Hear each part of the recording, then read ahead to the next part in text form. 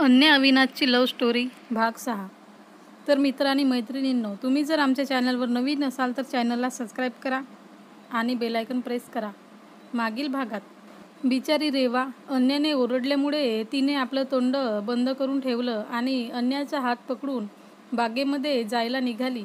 त्या दोघीही मंदिराच्या पायऱ्या उतरून खाली आल्या तेव्हा रेवाकडे पाहिले तर ती खाली मान घालून गाल फुगवून चालत होती. उगाच आपण रेवाला ओरडलो. तिला असं गाल फुगवून बसलेलं पाहून खूप वाईट वाटलं. तेव्हा अन्या तिच्यासमोर उभी राहिली व आपले कान पकडून तिची माफी मागू लागली. Reva, I am sorry. मी तुझ्यावर असं रागावली. I am sorry. अन्या बारीक तोंड करून बोलली. आतापासून पुढे. अन्याला असं कान पकडून बारीक तोंड केलेलं पाहून रेवा गालात हसली आणि तिच्या गळ्यात पडली. इट्स ओके अन्या. मी रुसलेले नव्हते. मी फक्त नाटक करत होते. तसंही मी माझ्या अन्यावर कधी रागावू शकते का? रेवा हसत बोलली.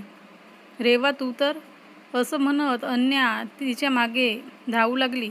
त्या दोघांना असं पडताना पाहून कोणाची तरी कडी खुलली होती.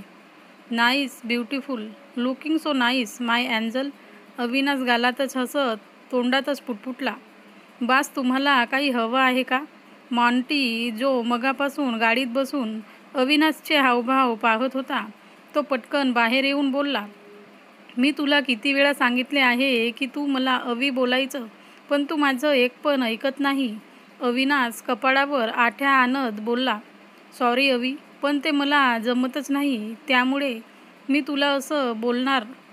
माझ्यामुळे उगाच बाकीचे पण तुला अवीच बोलतील, मॉन्टी ठामपणे म्हणाला.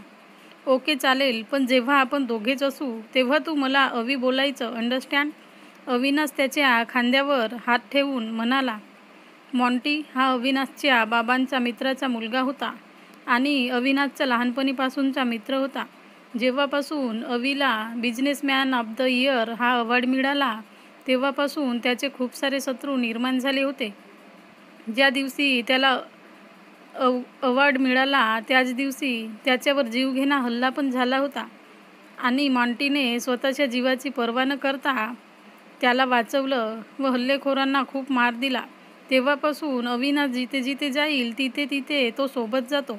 मॉन्टीने अविनाशचा जीव वाचवला, त्यामुळे अविनाशच्या घरी त्याला सगळे खूप मान देत होते.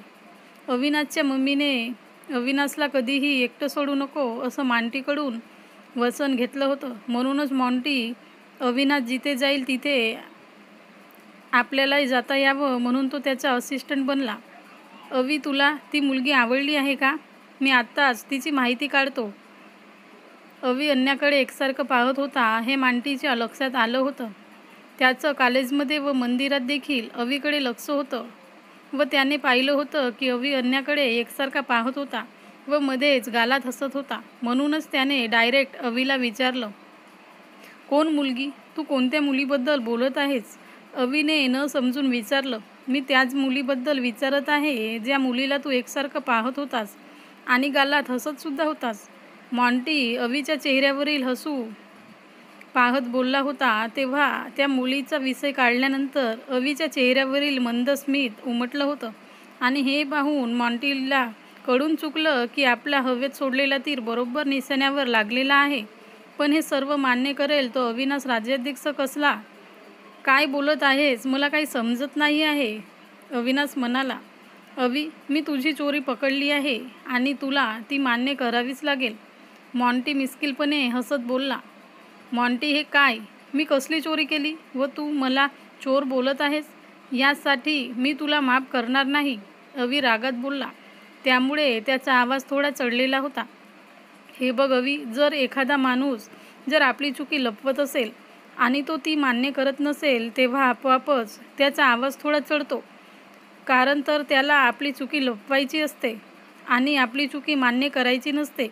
हे घे, हा फोटो बघ. तुला माणसाचा चेहरा पाहून त्याचे मनात काही चाललं आहे हे लगेच समजतो ना? तर हे घे, तू तुझाच फोटो बघून सांग, नेमकं तुझ्या मनात काय चालू आहे ते सांग. मॉन्टी अवीचे हावभाव त्याने पटकन आपल्या मोबाईलमध्ये त्याचा एक फोटो काढला आणि त्याच्या हातात मोबाईल दिला. अवीने मोबाईल घेतला व फोटो पाहू लागला तर त्याच्या चेहऱ्यावर आश्चर्याचे भाव उमटले. कारण आज सकाळपासून ते त्याचे सर्व फोटो त्याचेही नकळत मॉन्टीने काढले होते. त्यामध्ये ते स्पष्ट दिसत होते की अवी कोणाकडे तरी पाहून गालातल्या गालात हसत होता. त्यामध्ये अवीच्या भाषणाचा व्हिडिओ पण होता. त्याने तो फक्त 5 मिनिटे पाहिला तर तो एकसारखा एका ठिकाणी नजर टिकून पाहत होता व त्याचवेळी त्याच्या चेहऱ्यावर हलकी स्माईल आली होती. तो व्हिडिओ पाहून अविनाश आपल्या गाडीमध्ये मॉन्टीला घेतला व त्याला ड्रायव्हिंग करायला लावला व तो त्याच्या शेजारच्या सीटवर जाऊन बसला. त्याने मॉन्टीला सकाळपासून रिक्षामध्ये घडलेला प्रसंग सांगितला. हे सर्व ऐकून मॉन्टीला पण अन्याच्या बाबांचा खूप राग आला. त्याने मनातच अन्याच्या बाबांना 4 शिव्या घेतल्या. काय, तिच्या बहिणीच्या गुन्ह्याची शिक्षा तिला काय मिळत आहे? मॉन्टीने रागाने विचारले. मलाही सकाळी तिच्या बाबांचा खूप राग आला होता, म्हणून मी सकाळीच एक निर्णय घेतला आहे. मला त्या मुलीची मदत करायची आहे आणि त्यासाठी माझं तुझ्याकडे एक काम आहे. अवी दूर कुठेतरी पाहत बोलला. बोल ना, मी तुला काय मदत करू शकतो? तुला जी काही मदत हवी असेल ती मी मदत करायला तयार आहे, मॉन्टी पटकन बोलला. 2 दिवसात मला त्या मुलीची सगळी माहिती हवी आहे. मला तिच्याबद्दल सगळं काही जाणून घ्यायचं आहे. अवी काहीतरी विचार करत बोलला. काय, पण तुला तिची माहिती का हवी आहे? मग त्याने न समजून विचारलं. मला तिची माहिती यासाठी हवी आहे कारण मला तिच्यासोबत लग्न करून तिला सुखात ठेवायचे आहे, अवी म्हणाला. पण त्याचे बोलणे ऐकून मॉन्टीचे डोळे विस्फारले. कारण अवीचे लग्न समीरासोबत ठरलं होतं. काय, हे तू काय बोलत आहेस? तुला कळतंय का? तुझं तर समीरासोबत लग्न ठरलं आहे ना, मग तू त्या मुलीसोबत लग्न कसं करू शकतोस आणि याचे परिणाम तुला माहीत आहेत की नाही? मॉन्टी थोड्या मोठ्या आवाजात म्हणाला. तर फ्लॅशबॅकमध्ये समीरा ही ज्योती व विनयची एकुलती एक मुलगी होती. मांटी व नितीन हे दोघे दिलीप आणि भारती यांची मुलं होती. अविनाश व शिखा हे दोघे रतन आणि प्रीती यांची मुलं होती. लहानपणापासूनच अविनाश, मॉन्टी, नितीन, समीरा व शिखा यांची आपल्या आईबाबांसारखीच खूप घट्ट मैत्री होती. विकेंडला हे सगळे एकत्र यायचे व मस्तपैकी सुट्टी एन्जॉय करायचे.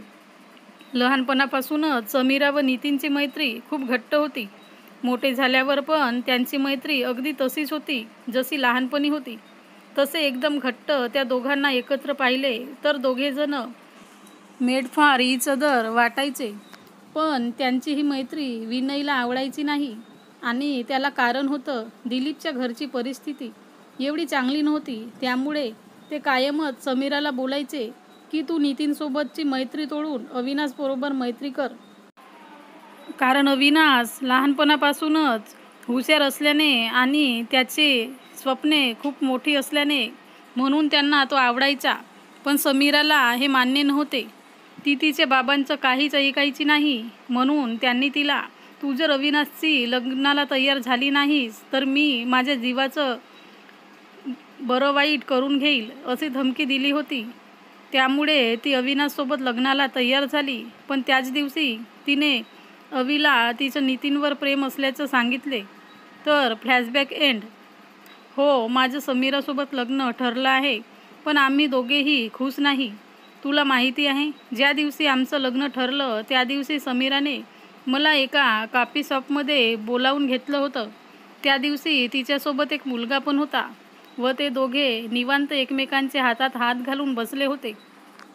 तुला जाणून घ्यायचं आहे की त्या कॉफी शॉपमध्ये समीरासोबत कोण मुलगा होता? अविनाश त्याच्याकडे पाहत बोलला. म्हणजे समीराच्या आधीपासूनच कुणासोबत तरी अफेअर चालू होतं? अवी, मला सांग, कोण होता तो मुलगा? मोंटीने आपला राग कंट्रोल करत विचारले. मोंटी, तुला त्या मुलाचं नाव जरी माहीत झालं तरी तू त्याला काही करू शकत नाहीस कारण तो तुझ्या खूप जवळचा आहे, अगदी जवळचा. अविनाश त्याच्याकडे पाहत बोलला. माझ्या खूप जवळचे तर तू आणि नितीन आहात. तुम्ही दोघं सोडून दुसरे कोणी नाही. म्हणजे?